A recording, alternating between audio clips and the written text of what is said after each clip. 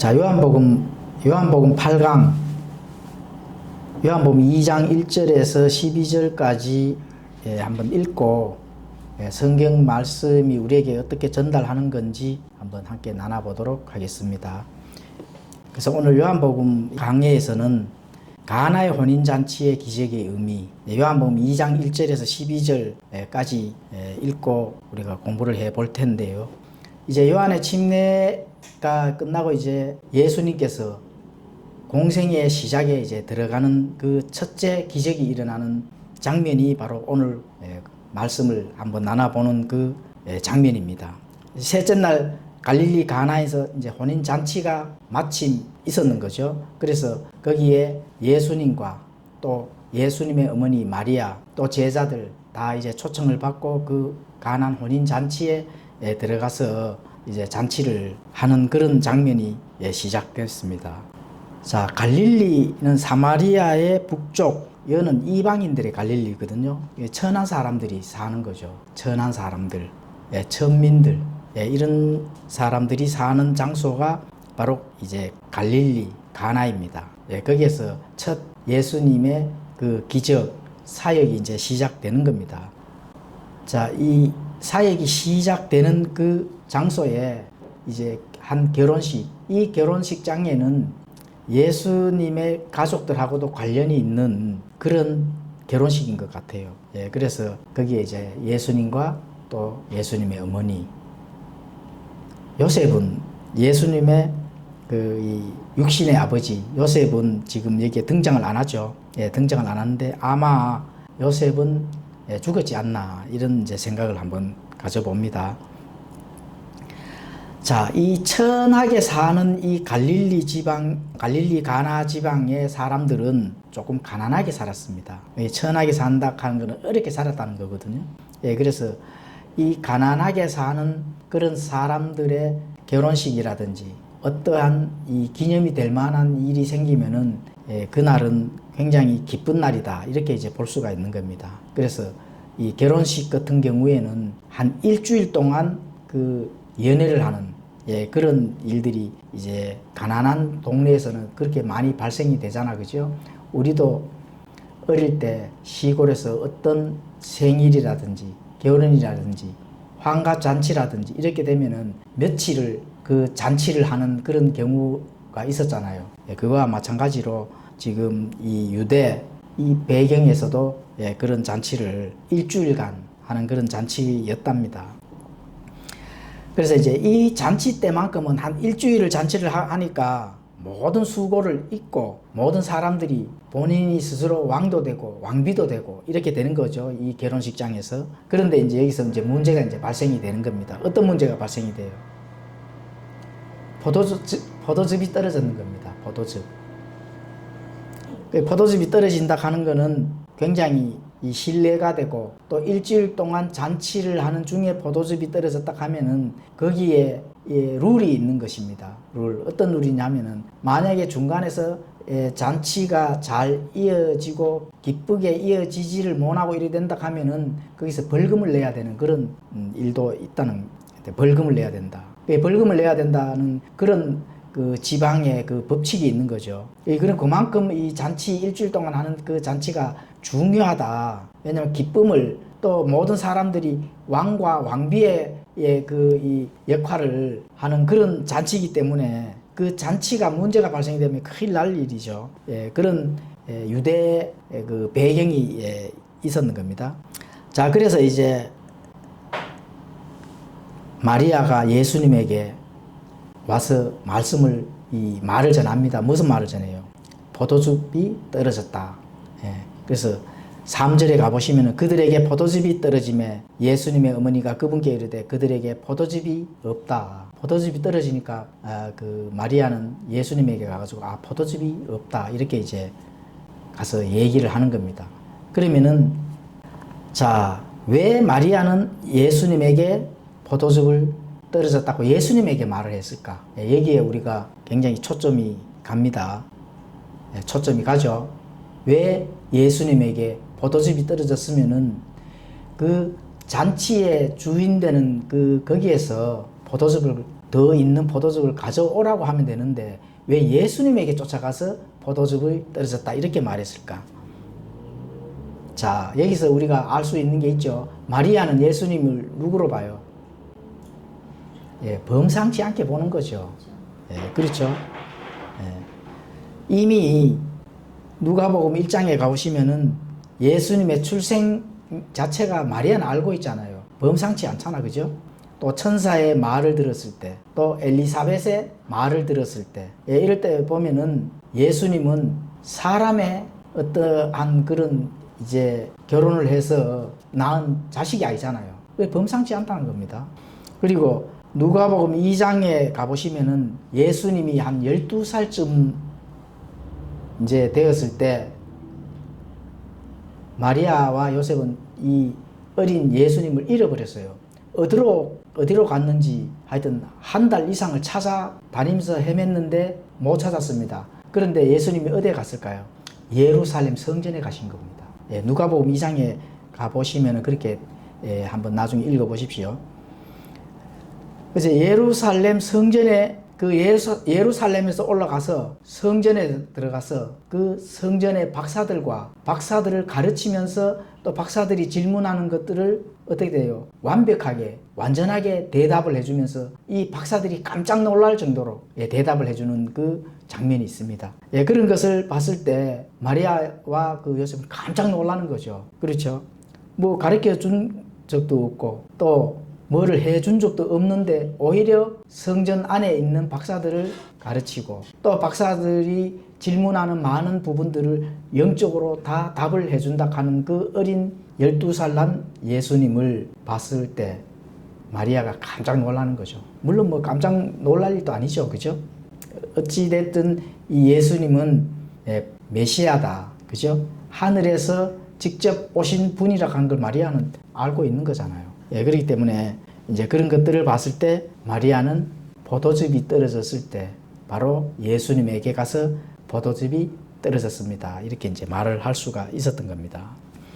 자, 4절에 가보시면은 예수님께서 그녀에게 이르시되 여자여 내가 당신과 무슨 상관이 있나이까 내 때가 아직 오지 아니하였나이다 하셨으나 자, 예수님이 마리아에게 여자여 이렇게 조금 대답이 다소 거칠게 보이죠. 자기 어머니인데 왜 여자여라고 했을까? 예, 이거는 예수님은 하나님이시고 이런 거는 조금 오버했는 거고 예, 물론 틀린 말은 아닙니다.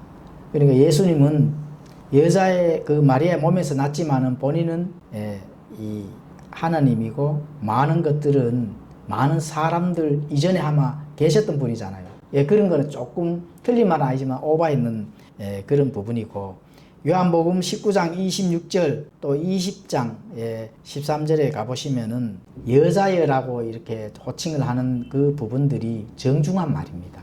그 유대의 관습에서 또 유대의 그런 도덕법에서 그렇게 보시면 됩니다.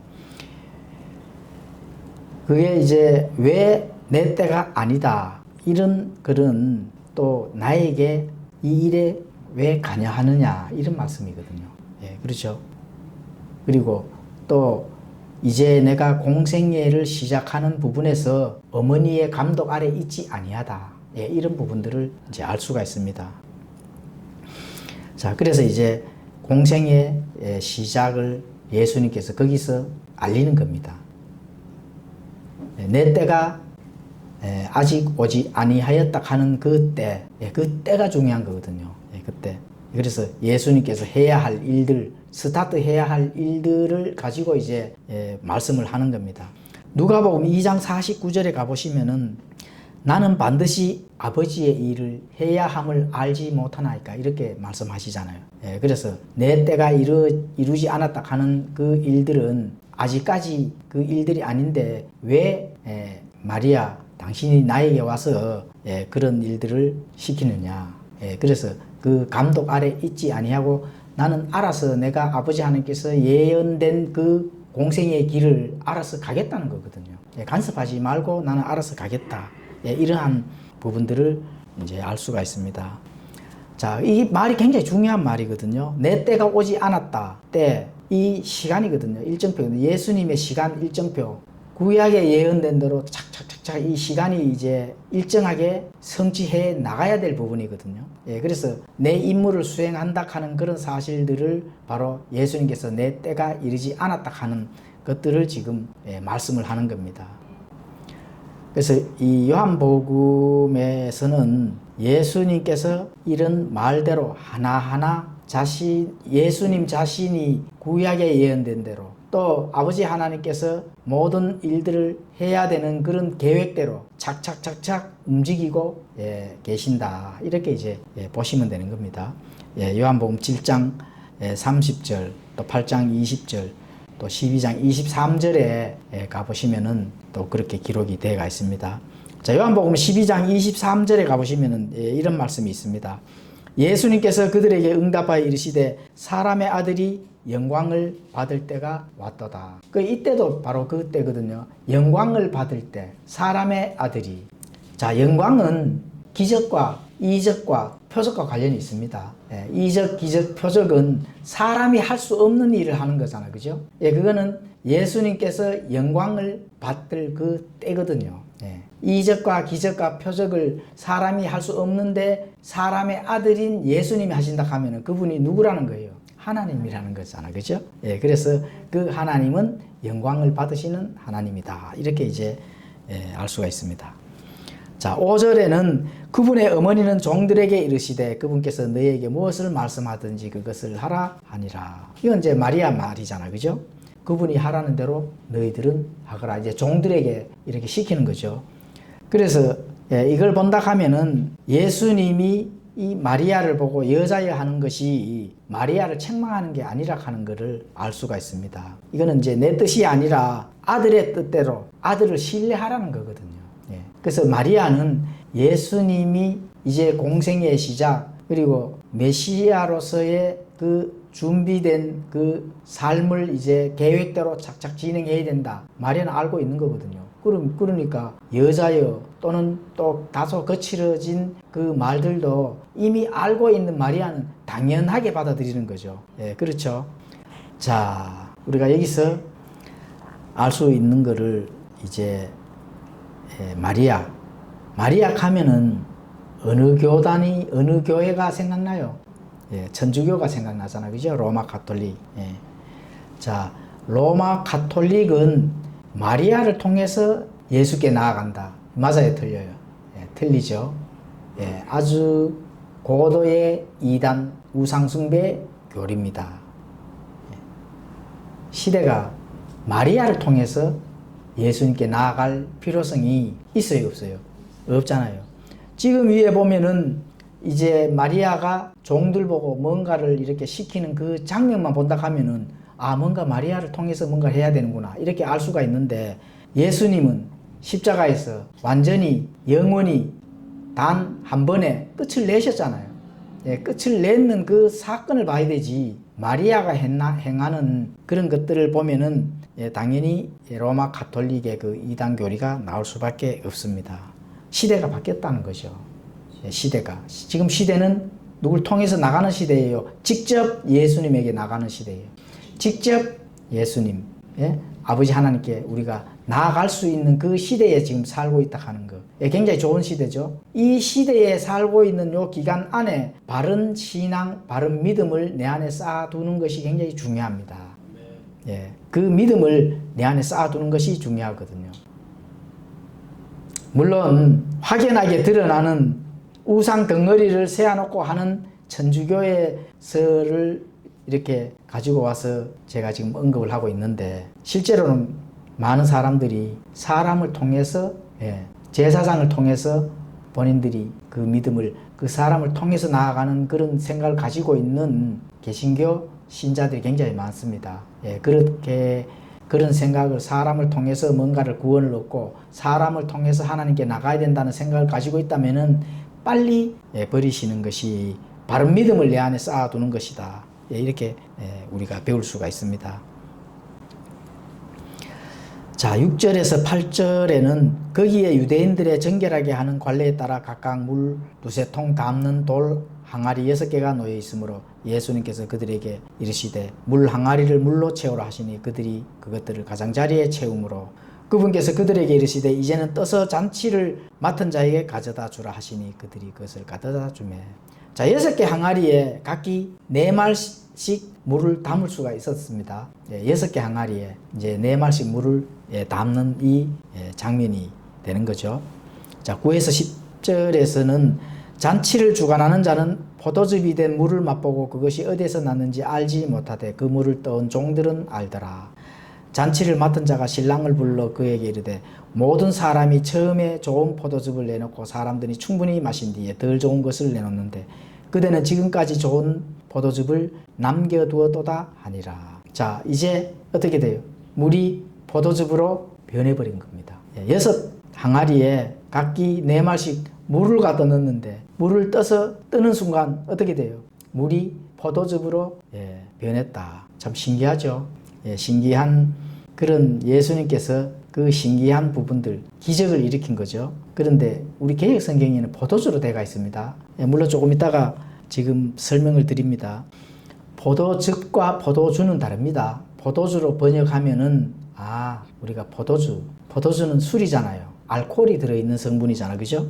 그 알코올이 들어있는 이 성분에는 큰일 날 일입니다. 이거는 잠시 또 나눠보도록 하고, 자, 여기서 물이 포도즙으로 변했는 그것을 잔치의 그 하객들이 먹었을 때 그 평가가 어땠습니까? 매우 우수한 평가가 나왔잖아, 그죠?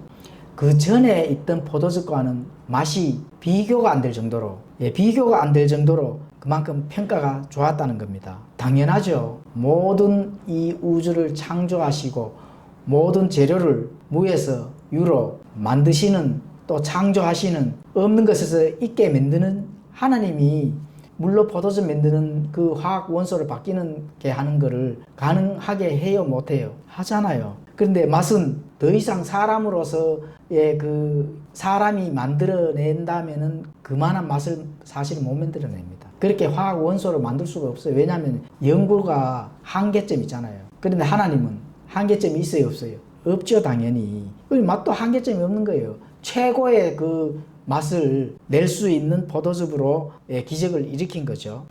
그런데 그 맛을 본 하객들이 이런 맛을 처음에는 맛이 덜했는 걸 내놓고 차츰 가면은 맛이 다르네, 이렇게 이제 되는 건데, 원래 이 잔치집에서는 처음에는 맛을 좋은 걸 내고 차츰 가면 어떻게 돼요? 맛이 없는 걸 내는 거거든요. 그렇죠? 그런데 가면 갈수록 맛이 먹을수록 뭐 비교가 안 될 정도로, 표현이 안 될 정도로 그 맛을 낸다 하는 것을 아는데, 이게 도대체 어디서 나왔는지 알지를 못한다는 겁니다, 하객들은. 근데 누가 알아요? 물을 떠온 종들은 알고 있는 거예요. 왜냐면은 본인들이 물을 갖다 부었는데 또 떠서 그 잔치의 하객들에게 줄 때는 포도주로 변해가 있으니까 알잖아요. 그런데 이 종들은 예수님을 믿었다 하는 소리는 안 나오죠. 기적을 보고도, 그죠? 자, 그래서 이 모든 사람이 처음에 좋은 포도즙을 내놓고 사람들이 충분히 마신 뒤에 덜 좋은 것을 보통 내놓는데, 그대는 지금까지 좋은 포도즙을 남겨두었다, 이런 이제 평가가 나오는 거거든요. 이거 누구한테 평가했어요? 물론 뭐 그 잔치 주인한테 평가를 그렇게 했겠죠. 자, 이 기적은, 이건 이제 예수님이 물로 포도즙을 변하게 하는 이 기적인데, 우리가 이 기적은 바로 예수님의 영광을 드러내는 겁니다. 예수님의 영광. 그 영광을 드러냄으로 인해서 많은 부분, 거기서 예수님께서 해야 할 일들이 하나씩 성취되어 나간다 하는 거, 이걸 우리가 알 수가 있습니다. 자, 일단은 예수님의 영광이 드러날 때 제자들의 믿음을 어떻게 해줘요? 굳건하게 해주는 겁니다. 저분이 하나님이네. 직접 보여주는 거거든요. 그런데 그렇게 기적과 이적을 보고도 믿지를 못한다 하면은 그 당연히 안 되죠. 제자의 자격이 없는 겁니다. 그래서 제자들의 믿음을 굳건하게 하는 또 강한 그런 기반을 해주신다는 겁니다. 예수님이 이적과 표적을 보여주고, 또 그것은 영광이 드러나는 거거든요. 또 제자들에게 뭐를 보여줘요?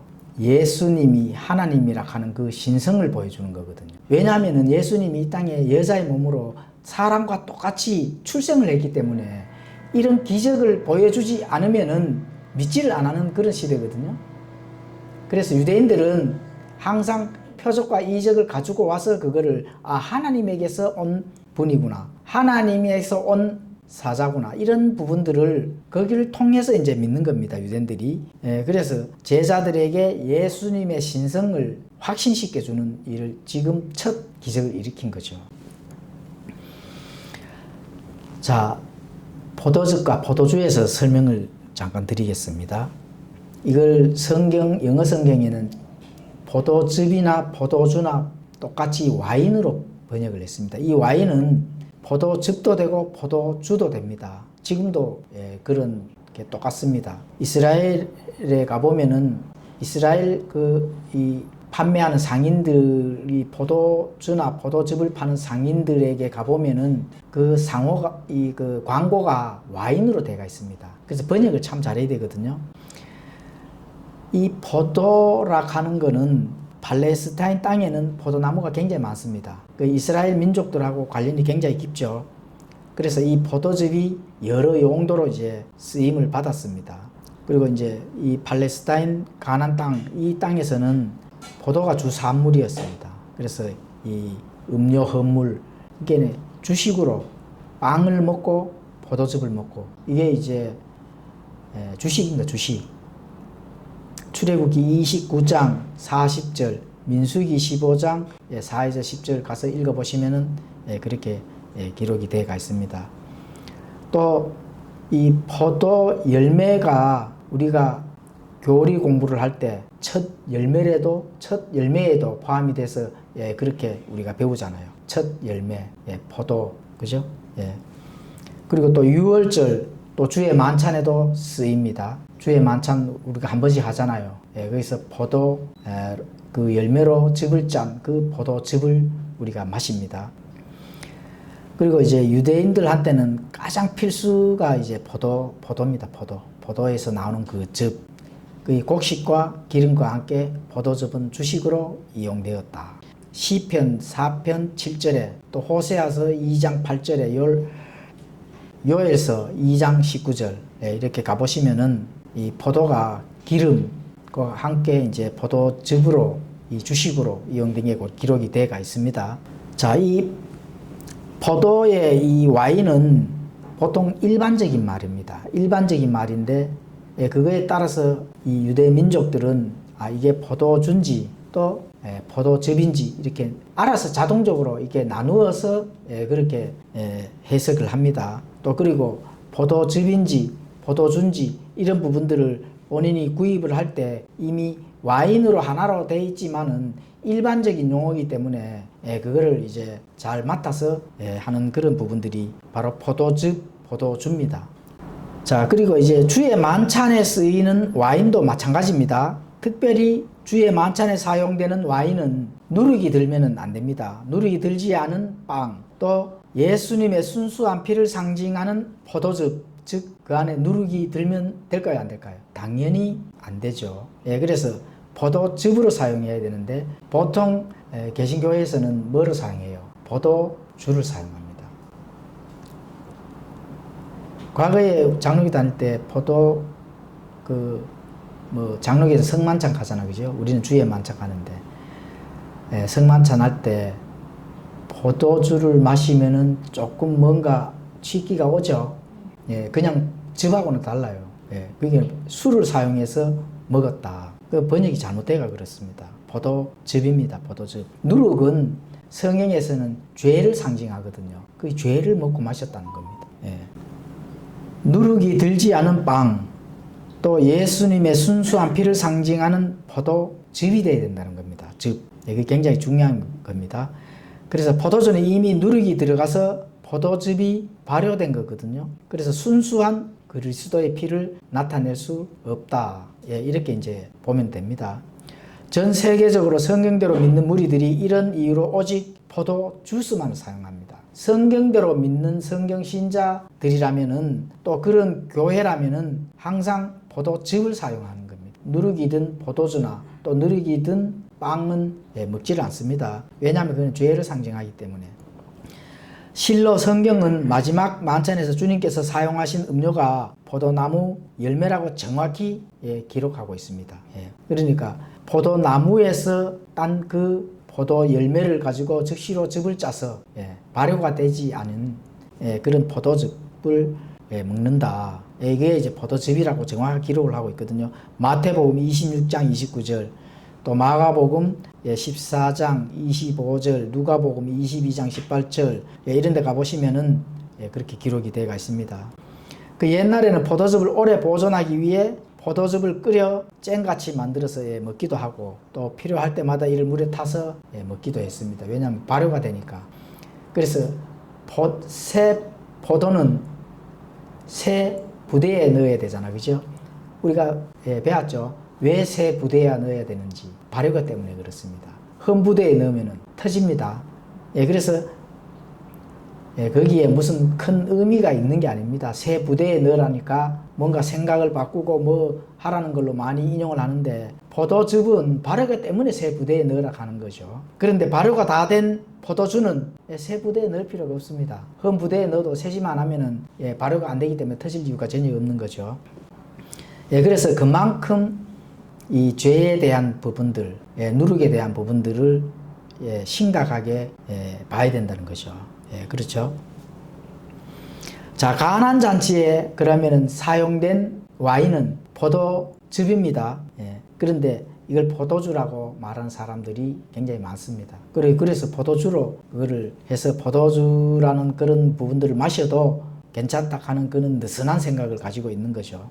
가나의 혼인잔치, 이 잔치에서는 포도즙이라 하는 사실을 성경에서 더 잘 가르쳐 주는 겁니다. 왜 성경이 더 잘 가르쳐 주는 그 문맥은, 포도주를 먹었다 하면 사람들이 취하거든요. 왜 취하면은, 취한 사람들은 맛을 알까요, 모를까요?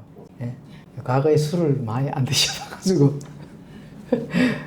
잘 모르시는 것 같네. 전부 이 경건한 기독교인들이라 가지고. 그렇죠.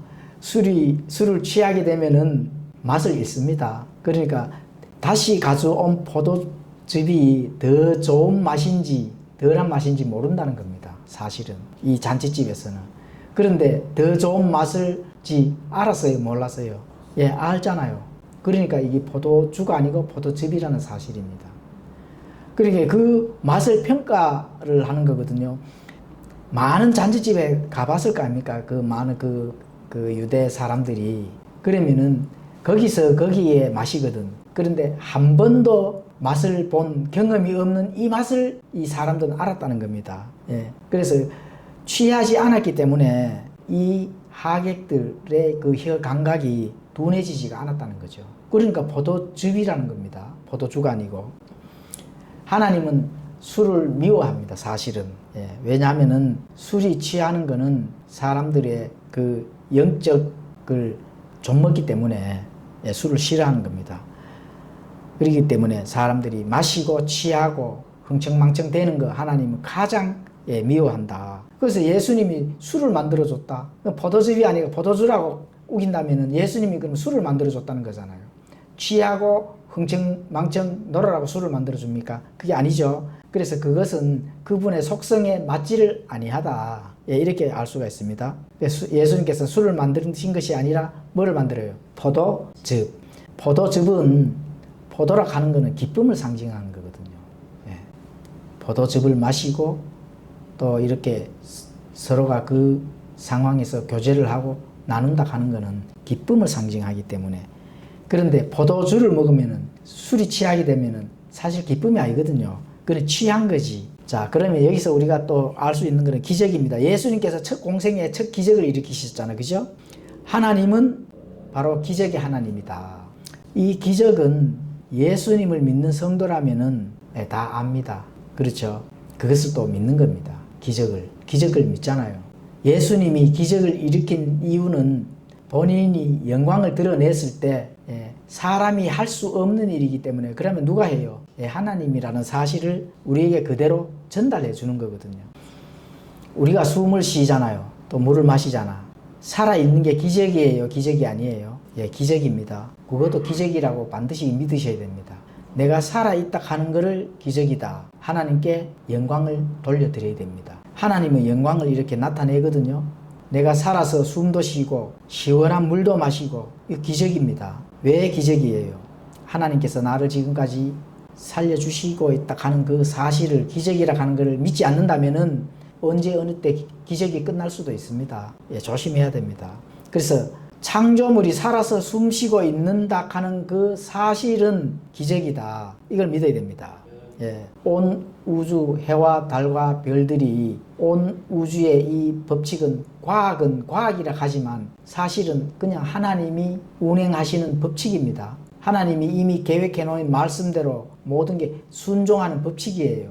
과학이에요? 아닙니다. 하나님이 이미 계획해 놓으신 모든 창조물들이 거기에 합당하게 어떻게 해요? 순종을 한다. 예, 이렇게 그걸 믿어야 됩니다. 기적이죠. 예, 태양이 지금 이 인간들에게 비춰주는, 이 지구에 비춰주는 이 태양이, 달이, 해와 별이, 공기가, 물이, 이런 많은 부분들을 질서정연하게 자연의 법칙대로, 자연의 법칙이라고 하는 것은 하나님이 이미 계획된 그 법칙이거든요. 그 법칙대로 모든 것이 1.1획도 틀리지 않게 딱딱 맞아진다 하는 것은 기적이잖아요. 예, 그렇죠. 이런 기적들을 믿지 않는다 하면은 믿지 않는 것이 그게 기적입니다. 예, 본인들이 믿지 않아서 믿지 않는 대로 그 하나님이 계획한 대로 그 본인들이 가는 것도 기적입니다. 우리는 믿는 것에서 기적이지만, 예, 안 믿는 사람도 안 믿는 사람들대로의 그것도 기적이거든요. 자, 인류 역사의 일부분 매일 기적을 바라야 하는가? 예, 그렇진 않습니다. 예, 실제로 기적이 일어나는 부분, 사람의 이 육신의 눈으로 기적이 일어나는 이런 부분들은 성경이 완성된 이후에는 사실 일어나지를 않습니다. 그렇지만 이제 우리가 이 믿음의 그 기적은 항상 일어날 수 있다 하는 걸 눈으로 봐요, 못 봐요? 보잖아요. 우리가 살아있다 하는 것도 기적이거든요. 해와 달과 모든 이 별들이 순종하는 것도 그것도 기적이다. 예. 그런데 표적들, 또 예수님이 성경이 완성되기 이전에 본인이 행해야 될 일들, 그 시대에 일으켰던 그런 기적들은 사실은 일어나지 않는다. 그렇기 때문에 요즘에 뭐 신사도니 또는 은사주의 운동을 하는 그런 목사들이 병을 고치는 기적, 예, 이런 것들은 모두 뭐예요? 예, 성경을 위반하는 일이다. 다시 말하면은 거짓말을 한다. 이렇게 보시면 됩니다. 절대로 그런 거에 대해서 빠져들어가면 안 됩니다. 믿음의 시대에서도 기적을 부인하지 않지만은 그러한 기적은 하나님께서는 일으키지 않으신다. 사람을 통해서, 누구를 통해서, 신사도들을 통해서 뭔가를 기적을 보여준 이런 거는 없습니다. 근데 이제 성경에 나타나는 부분, 사도행전에 가보면은 예수님이 하늘로 승천을 했지만은 사도들이 남아 있잖아, 그죠? 예, 제자들이 남아서 이제 성경을 완성해 나가고 또 그 제자들도 하나님의 일을 한다 하는 것을 입증을 해야 되기 때문에, 예, 그때까지도 기적이, 예, 일어나는 겁니다. 예, 신성을 입증을 하고 또 메시아 사역이라 하는 그런 부분들을, 예, 입증을 해야 되니까, 예, 제자들에게까지, 예, 그런 기적을 일으키는 것이 지속되었다. 그런데 이제 제자들이 다 순교를 하고 성경이 AD 90년 정도에서 이제 완성이 됐어요. 그러면 그때부터는, 예, 그러한 기적들은, 예, 지금까지 일어난 적은 없습니다. 예, 그렇게 이제 보시면 됩니다. 자, 요한복음의 기적들 또 있습니다. 요한복음의 기적들. 요한복음 2장 11절에 일으킨 이 기적들은 예수님이 사람의 삶의 필요를 충족해 주신다 하는 그런 사실들을 알 수가 있습니다. 예수님께서 하나님이시니까 바로 즉석에서 필요한 부분들을 바로, 예, 충족시켜 주신다. 예, 그러실 수 있는 분이죠. 그리고 그 이후에는 요한복음의 많은 일들 중에 예수님께서 기적을 일으켰는데 반드시 왜 기적을 일으켜 주시는지 설명을 해 주셨습니다. 자, 요한복음 5장에 가보시면은 안식일에 베데스다 연못에서 마비병 환자를 고치시는 기적을 일으켰거든요. 그럴 때 안식일에 그래 행했을 때 예수님은 뭐라고 하셨는가? 내가 안식일의 주인이다. 그렇기 때문에 내가 이 기적을 행한다 하는 걸 이제 말씀하시고, 6장에 가보시면은 오병이의 기적, 5,000명을 먹이시는, 그죠? 실제로는 10,000명이 넘는 사람들이 예수님의 그 기적을 통해서 배고픔을 채웠거든요. 그래서 예수님은 거기서 뭐라고 말씀하세요? 나는 생명의 빵이다. 예수님은 이런 기적을 통해서 그 결과에 대한 부분들을 반드시 설명을 해 주신다는 겁니다. 그래서 하나하나 기적에 대한 그런 사건들을 우리가 공부를 할 때 바로 역사적인 사건이다. 그 행해야 될 일들을 그대로 우리가 받아들여야 되지, 문자적으로 받아들여야 되지 영해를 하면 안 된다는 거죠. 영적인 해석을 안 됩니다. 거기에 더 무슨 큰 의미가 있을까? 이런 부분들을 이제 개인이 뭔가 영해를 해서 또 다른 어떤 그런 의미를 부여를 하면은 큰일 난다는 겁니다. 자, 가난 혼인잔치 기적의 영적인 의미에 대해서 설명을 드리겠습니다. 제자들에게 구약과 신약을 이제 바로 비유를 설명을 해주는 겁니다. 모세와 예수님. 자, 모세는 어떻게 됐어요? 물을 피로 변하게 해서 못 마시도록 했잖아요. 그렇죠? 그런데 예수님은 물을 포도즙으로 바뀌어서 어떻게 했어요? 사람들에게 필요를 채워주고 기쁨이 계속 그 잔치의 기쁨을 계속 유지하도록 예수님께서는 그렇게 그것을 충족을 해 주셨잖아. 그죠? 그래서 모세는 심판이나 저주 이렇게 했지만 예수님께서는 물을 포도즙으로 바꾸어져서 사람들에게 기쁨과 축복과 그런 은혜를 베풀어 주셨다. 그래서 과거에는 심판이나 저주 여러 가지 하나님의 공의에 대한 부분들이 나타났지만 그것도 은혜입니다. 사람들을 바른 길로 가게 하기 위한 그 은혜입니다. 은혜.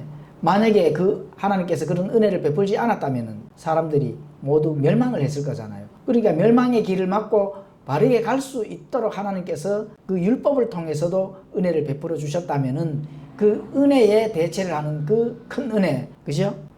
바로 기쁨, 축복, 또 이제 긍휼, 하나님의 긍휼 이러한 부분들을 이제 알 수가 있습니다. 실제적으로 하나님께서 필요를 채워주시는 까지 하시는 그 하나님, 우리 예수님이 이 땅에 사람의 몸을 입고 오신 것은 큰 축복이거든요. 하나님을 사람이 볼 수 있도록 같이 공생할 수 있도록 해주셨다 하는 것은 은혜 위에 은혜를 대체하는 그 은혜다. 이렇게 이제 볼 수가 있는 겁니다. 그들에게 포도즙이 없다 하는 그런 것들은 이 포도즙은 기쁨의 상징이거든요. 기쁨의 상징인데 언제 이런 문제가 발생하는가? 가장 큰 기쁨을 누려야 할 때, 특별히 이런 기쁨을 누려야 할 때 뭔가가 없어지고 이래 되면 어떻게 돼요?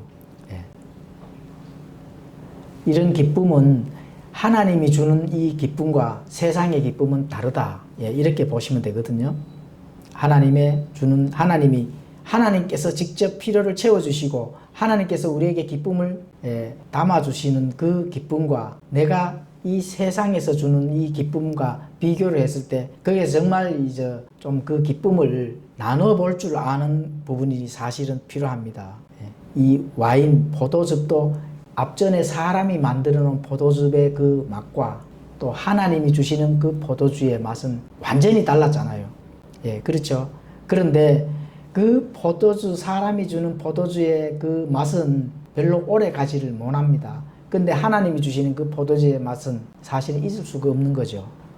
그래서 세상이 주는 어떤 그런 건강, 돈, 명예, 친구들, 먹는 것, 여행 다니고, 내가 좋은 집에서 살고, 좋은 차, 그죠? 이러한 부분들은 결국 영원한 기쁨이 되지 못한다 하는 거. 그렇게 세상에서 하잖아요. 그런 영원한 기쁨을 누리지 못하는 우리가 영적 부분을 모를 때 이런 것들은 한 번뿐인 인생 마음대로 기쁨을 누리며 살아라. 그 계속 기쁨을 누리기 위해서 뭐가 필요해요? 계속 그런 자원들이 필요한 거죠. 건강, 돈, 명예, 친구 이런 게 계속 필요한 거예요. 왜냐하면 계속 충족을 해야 되니까. 그런데 예수님이 주시는 그 기쁨은 기쁨을 받는 그 순간에 영원한 거거든요. 사라지질 않습니다. 그 세상과 비교를 안 되는 거죠. 그런 거를 조금 우리가 반드시 좀 깨달아야 됩니다. 그 세상에 주는 그 기쁨은 한번 맛을 보면 없어지지만 예수님께서 주시는 그 기쁨은 영원하다. 이런 부분들을 꼭 깨달으시면 좋겠습니다. 자, 그래서 예수님께서 이 가나의 혼인잔치에서 사람들의 부족한 부분들을 채워주시고 이러한 부분들을 해주실 때 예수님께서 왜 이 땅에 오셔서 그런 공생애를 시작하느냐? 예, 이런 본질적인 것도 우리가 사실은 알아야 되거든요. 본질적인 거. 우리가 열심히 교회에 나와서 하나님께 영광의 예배를 드리고 또 성경 공부를 통해서 우리가 지식을 충분하게 쌓아두고 또 기쁨도 영원한 그 기쁨도 우리가 우리의 마음에 쌓아두고 그 기쁨을 통해서 우리가 인생의 삶을 살아가는데 여기에서 해야 될 일이 뭐냐? 사람이 하라는 대로 하면 안 된다는 겁니다. 그럼 누가 하라는 대로 해야 돼요? 하나님의 말씀이 하라는 대로 하면 되는 거죠. 예수님이 하라고 하는 대로 하면은 어떻게 돼요? 기쁨이 자동으로 옵니다. 사실은. 그런데 꼭 그렇게 하지 않는 게 사실은 문제거든요. 예, 그렇죠. 말씀 부지런히 읽고 탐구하고 또 그 말씀 속에서 성령님이 빛으로 조명을 해주는 그 지혜도 얻고 또 침례자 요한이 외쳤잖아요. 하나님의 어린 양을 보라. 그냥 보라 했어요. 이 세상 죄를 제거하는 하나님의 어린 양을 보라. 내 안에 가득히 쌓아놓은 이 죄들을 제거하는 분은 누구예요? 예수님. 하나님의 어린 양이잖아요. 안 기쁘세요? 나의 덕지덕지 묻은 이 죄들을 단번에 제거를 해줄 수 있는 분은 예수님이시구나. 예, 이 기쁨은 어디 가서 얻을 수 있어요? 없어요? 없는 거죠. 그리고 그 기쁨을 얻는 것에서 같이 동격으로 이어지는 게 뭐가 와요? 영생이 오잖아요. 영생. 그렇죠. 아니 이보다 더 기쁨이 어디 있습니까? 예. 하나님께서 우리에게 영원한 포도즙을 주시죠. 우리가 주에 만찬하잖아요. 그 예수님의 피, 순수한 피, 그죠? 그걸 우리에게 이 사람의 피는 사실 죄 덩어리거든요. 예, 그거를 예수님의 피로 바꾸는 거예요, 사실은. 예, 진짜로. 예, 그 누가 해요? 성령님이 하신다니까. 예, 그게 하나님이 얼마나 기적으로 그렇게 하시는 거거든요. 예수님한테는 기적이 아니죠. 사람이 봤을 때 기적이지. 그렇죠? 그래서 영원한 구원을 주시는 그 예수님의 공생애의 시작이 바로 가나의 혼인잔치에서 기적을 일으킨 그거거든요. 어디 상상 속에서 예수님이 아니거든요. 어디서 공상 소설에서 나오는 예수님이 아닙니다. 이 땅에 오셔가지고 진짜로 기적을 일으켜 주시는 사람의 필요를 당장 채워주시잖아요. 그 기쁨을, 포도즙은 기쁨의 상징인데 변명을 안 하잖아요. 6 항아리에 물을 가득 채워라. 말 한마디에 어떻게 돼요? 그 기쁨의 포도즙으로 딱 채우니까 모든 사람들이 이 맛은 한 번도 경험해보지 못한 그 맛이라는 겁니다. 한 번도 경험해보지 못한 사람들. 그 나이 많은 사람들 수십 년간 그 잔치를 하면서 포도즙을 먹고 주식으로 포도즙을 먹었잖아요. 그런데 한 번도 맛을 보지 못한 그 맛을 느꼈다는 거죠. 그 기쁨은 먹어본 사람만 아는 거죠. 그렇죠? 예수님을 믿고 영원한 그 기쁨을 채워본 사람만이 그 기쁨을 안다는 겁니다. 그렇죠? 그 기쁨은 어디 가서 찾을 수가 없습니다. 성경대로 해야만 그 기쁨을 알 수가 있거든요. 주에 만찬은 우리 가지만은 성만찬 시간에 포도주 마시는 그 절대로 기쁨 못 얻습니다. 그 의미를 사실 모르거든요. 예수님의 순수한 피가 우리 안에 먹고 나의 그 예수님, 어린 양이신 예수님이 나의 죄들을 단번에 제거를 했다 하는 그것을 얻었을 때 그 기쁨이 얼마나 큽니까? 그죠? 세상 죄를 지고 져가는 예수님, 나의 죄를 열심히 지고 가는데 힘드시구나.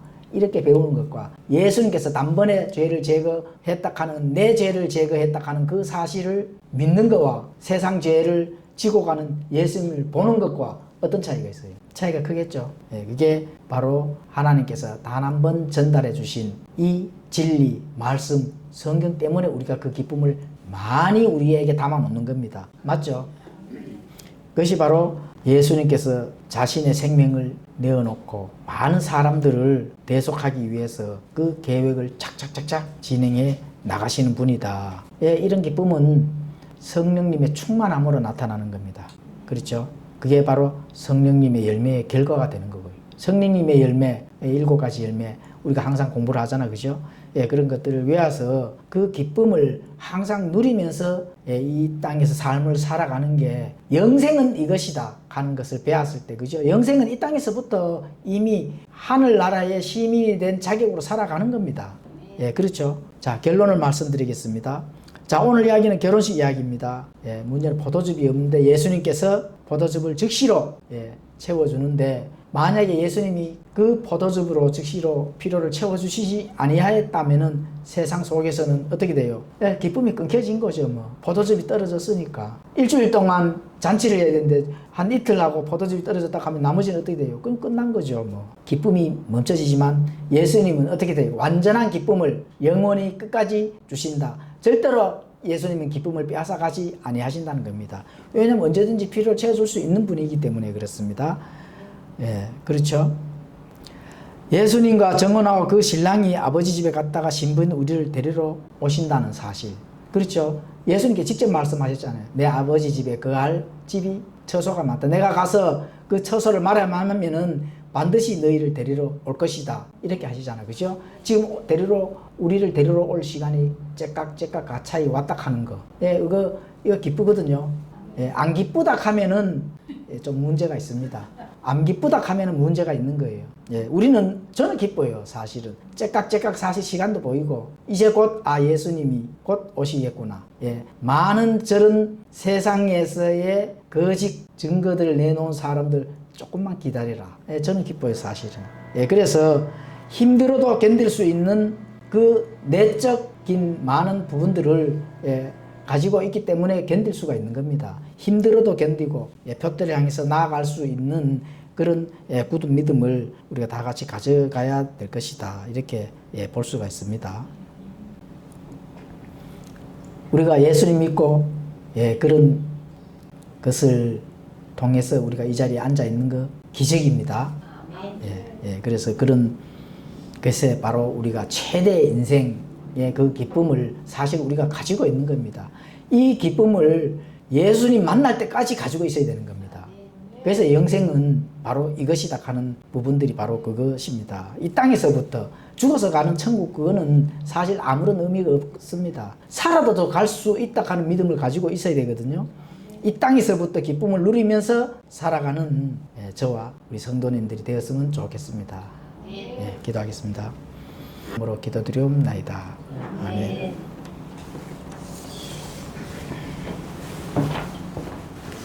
아침 찬송 442장 찬양하겠습니다.